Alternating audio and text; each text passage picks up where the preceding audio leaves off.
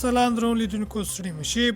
تیر کال له هراته د 102 میلیونو ډالرو په ارزښت توکي بهر ته صادر شوي دي. نور زیاتې ویډیو کې وګورئ، چینل له سره هم سبسکرایب کړئ. د هرات سوداګرۍ او پانګونې خونه وایي چې تیر کال یې د 102 میلیونو ډالرو په ارزښت صادرات کړي دي. د هرات سوداګرۍ او پانګونې خونې رئیس ویلي په تیر کال کې څه باندې 70,000 ټنه وچه میوه، طبي بوټي، زعفران او نور کرنیز محصولات د خلیج هیواد اروپا، امریکا او ګاونډي هیوادونو ته صادر کړي دي. سرچینې زیاته کړې د هرات زوړ بازار چې له طبي بوټو ډک دی سوداګرو ته د غوره ګټې وټې زمینه برابروي او له همدې ځایه د یادو توکو بهر ته صادریږي.